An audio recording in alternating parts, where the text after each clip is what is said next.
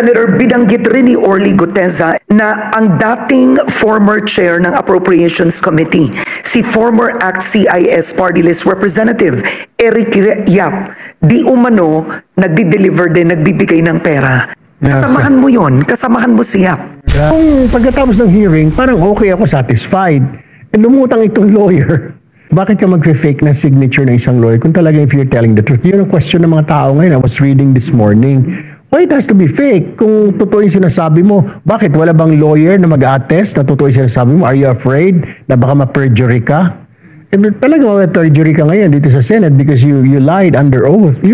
Usapan na natin ang hearing ngayon. Sa mga testigo, sino para sa'yo ang pinaka-credible? I don't, actually, the way I look at it now, I mean, pang-anim na hearing na namin, parang lahat duda ako. I doubt everybody from the Discayas. Parang they're holding back. Discayas, Bernardo, Alcantara, Bryce Hernandez, JP Mendoza, they're holding back. Kahit na sa primero sabi nila, kailangan namin sa protective custody kasi nanganganib, etc., etc. Pero nung titingnan mo sa protective custody, in-announce na, wala rin naman. Wala naman dinagdag, di ba? Wala naman kasi people right now are looking, they are watching. Gusto na yung malaman kasi imposible. Okay, binanggit ang name ni Saldico several times. Puro Saldico. Eh sinasabi naman ng netizens, I'm reading din kasi, Miss Karen eh. Bakit Saldico lang? Wala ba mga boss yan? Imposible naman kikilos yan ng walang instructions from matataas na places. I mean, matataas na office. So we're looking for that right now. Pero these witnesses are holding back. Kahapon may lumutang at may nagturo. Pero akala ko okay naman na. Diyos ko po, suddenly, parang hindi naman pala notary public yung pumirma dahil tinanggin kanyang ng abogado na pumirma. No, I did not sign that. Yung lawyer na pumirma doon went live last night in interview ng media late last night. They were saying like, hindi sa akin yan, hindi ako pumirma niyan. So doon pala nagkaroon ng question na ngayon yung credibility niya. Sino itong pumirma na ito? That's why I want sana na we'll have another Senate, Blue Ribbon hearing para we can ask him. Under oath siya eh. Tapos nakapagtataka pa, isa pang red flag doon, kasi patapos na, doon sa kanyang affidavit na I want sana protective custody. Then suddenly, after an hour or two, nagbago na. Hindi, kaya ko na mag-isa, may baril ako. Oh, parang kino-coach siya na, may baril ka ba? Opo, may baril ako. Oh, kailangan mo na. Hindi na po, kasi kaya ko ng sarili ko. Something is wrong. Parang it doesn't add up. Doon sa kanyang kawawa, security ng family ko, I need witness protection. Okay. Then suddenly, I asked, kasi Senator Marcoleta said, ay pare, kailangan, I was the one presiding, Senator Lacson was out. Pare, kailangan natin na ilagay sa witness protection. Pumayag naman ako, sabi ko, okay, that's good. Sabi ko, oo nga, no. Sabi ko, sige, i-propose mo. Sabi ko, i-manifest mo. Sabi ko, after. Sabi niya, sige. And suddenly, si Senator Bato, may baril ka ba? Sabi niya, may baril po ako. Lalagay ka namin sa witness. Hindi, ayaw ko. Doon sa kanyang affidavit, gusto niya ng witness protection for his safety. Then suddenly, towards then, after 2 or 3 hours of hearing, ayaw niya na. Do you believe he was coached? I don't know. Parang iba yung sinabi niya doon sa kanyang affidavit, iba yung live, di ba? Ito lang ang tao na nagbanggit ng pangalan ng dating speaker. Sabi nga ng mga netizen, the name that cannot be named, di ba? Pero, okay, nung we're trying to cross-examine him, may mga doubts, pati mga kasama ko, kaya nga tinatanong siya, may mga parang kulang, parang, and then suddenly nag-appear last night yung lawyer na supposedly pumirma ng affidavit. No, I didn't sign that. Ayaw ko saan yun, na-forged yata yan, etc. My signature was forged. Pero bakit ito magsisinungaling? This is under oath in the Senate. Kaya nga gusto kong magkaroon pa kami ng Senate hearing eh. We want to ask him. I want to ask him. Bakit po ito? Sabi niyo, pinirma ng abogado, hindi naman pumirma. Sino ba talagang pumirma rito? May corroboration. Pero yung wala pang nag-corroborate doon sa kanya or isang statement earlier na papunta kay Speaker Romualdez. That is the point now. Siya pa lang nagsasabi na Speaker Romualdez, connecting Saldico to Speaker Romualdez. Kaya nga, I ask him the questions like, ilang maleta ang dala mo, ano sasakyan.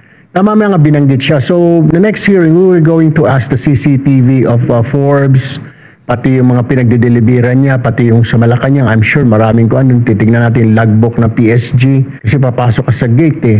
17, 18 na Miss Karen, mga 2, 3 sasakyan yan. Hindi po pwedeng isang sasakyan lang, malalaki yung maleta hanggang kasing taas ng waist niya eh.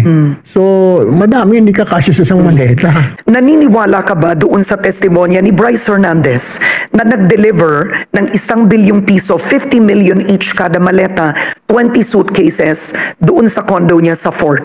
Medyo kapanipaniwala kasi medyo naniniwala ako dahil doon pala sinasabi niya na ilang vans sila, 7 vans po pwede. Kung sinabi niya 1, 2, questionable dahil sa dami noon. Sa Sangre, wala akong alam na may house siya. So, hindi ko alam. Akala ko tumatambay. Yung testimonya ni Questionable dahil sa dami noon. Sa Sangre, wala akong alam na may house siya. So, hindi ko alam. Akala ko doon lang siya tumatambay. Yung testimonya ni Bryce Hernandez, maleta. Testimonya ni Orly Guteza, maleta, cash, in the billions. You don't think that this makes the testimony more credible? Nung pagkatapos ng hearing, parang okay ako, satisfied. Lumutang itong lawyer. Bakit ka mag-fake na signature ng isang lawyer kung talaga if you're telling the truth? Yun ang question ng mga tao ngayon. I was reading this morning. Why it has to be fake? Kung totoo yung sinasabi mo, bakit wala bang lawyer na mag-attest na totoo yung sinasabi mo? Are you afraid na baka ma-perjury ka? Talaga ma-perjury ka ngayon dito sa Senate because you lied under oath. Kaya gusto ko nga na maimbitahan siya ulit and then tell us. And then it was also si Mike Defensor, a friend of mine, na galing daw kay si Mike Defensor nakakita sa kanya, ang nagdala, tinawag kay Senator Marcoleta. Hindi ba dapat ipatawag si Mike Defensor? Kung ako tatanungin, I would suggest para so that he can explain like paano ba na-meet ito, nilapitan ka lang ba nitong tao na ito? Ano ba? Bakit mo nakuha itong tao na ito? Under what circumstance? Senator, binanggit rin ni Orly Guteza na ang dating former chair ng Appropriations Committee, si former ACT-CIS Party List Representative Eric Yap, di umano nagdi-deliver din, nagbibigay ng pera. Kasamahan mo yun? Kasamahan mo si Yap? During that time, he's not ACT-CIS anymore. He's a representative of Lone District of Benguet. And then sabi nga niya, 48 suitcases. So, I called Eric Yap after the hearing. Sabi ko, pare, can you explain what happened here? And he denied. Sabi niya, no, Sen. Sabi niya, I deny that flatly. I will say no. Hindi, it did not happen. Pakitanong sa kanya na lang. Sabi ko, why should I ask him? That people might think na I'm trying to cover you up. Kaya I didn't ask any more questions. Sabi niya, pakitanong, Sen. 48 suitcases. Ang daming sasakyan yun kung hindi armored van. Armored van but armored van, kailangan mo ng 2 armored van dyan.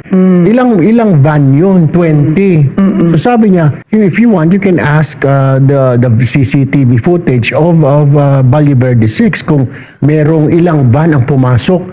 Di ba kahina-hinala, sabi niya kahina-hinala yung Sen, then de-deliver ka na napakadaming van, magtataka yung mga security, and then di naman siguro ako stupid to do that. Pero okay lang, I said like, no, sabi ko, the question is answer me, is this true or not? Sabi niya, no, it's not true.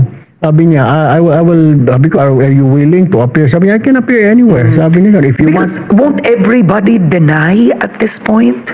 Yeah, well, karapatan naman nila yung Miss Karen. I know, it's out of parang automatic na I'm not involved. That's their right, di ba?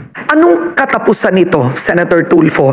Isipin mo na lang, no, itong si former DPWH Executive Roberto Bernardo, sa kanyang testimonya, idinawit si Senator Chis Escudero, Senator Bong Revilla, Senator Binay na ngayon ay mayor na. Lahat ng mga testigo may mga dinawit na kongresista, pati ang mga diskaya. But what's the end game? Actually, ang purpose namin dyan, Ms. Karen, is to legislate a law so that this will be prevented from happening again. Remember, in 2013, we were still journalists. I was still a journalist. Nangyari yung kay Janet Napoles. Tapos eto na naman tayo. And I found out, nakafocus lang pala sila sa prosecution, gathering of pieces of evidence para doon sa mga kasabwat. Pero wala talaga silang binago na law. So ito nangyari na naman. I mean, ngayon lang natin na-discover na sablay yung 4566 yung PCAB law na para maging board member ka ng PCAB, you have to be a contractor. Doon pa lang kaagad, it violates yung tinatawag na yung you should not be doing business if you're in the government, di ba? Marami, pati yung sa NEP, ngayon lang natin na-find out na may mga congressman na naglalagay sa NEP. Dapat hindi yun eh. The NEP should be prepared by the Secretary of each department and submitted to the President. Mr. President, ito yung need namin. Pero hindi pa dapat pwedeng pakialaman ng congressman. Doon pa lang sa NEP, naglalagay na sila ng mga ng budget nila. Tapos inamin ng DPWs na may leadership fund. Sabi ko ngayon, first time ko narinig, what? Napakaswerte naman. Akala ko inalista natin itong mga pork barrel na ito. Ba't may mga leadership fund na available? 500 million, 200 million. Yung mga yun, Ms. Karen, you can build a lot of schools. You can build hospitals, daycare. Ang isa pang kailangan natin, me being the chairman of Social Justice, Welfare and Development ng DSWD, ang dami natin kailangan yung mga bahay pag-asa, yung mga bata na mga juvenile na nahuhuli, street children, wala tayong paglalagakan kasi napupunta lahat dito sa flood control. Kasi sa flood control is tubong lugaw. Walang masasaktan, walang masira man, bahalang. Unlike sa building kasi, mamamatay. Kaya nga I was so surprised and disappointed when I heard from Bryce Hernandez, lahat ng ginawa nila doon kay horizontal, kay vertical, kay kalsada, substandard. Pati yung mga schools nila doon, substandard, hospital nila, substandard. Kaya tanong ko sa kanya, do you think it's safe? Siguro napag-isip-isip niya, oops, mali yata nasabi ko. Safe pa rin po. How can it be safe when it's substandard?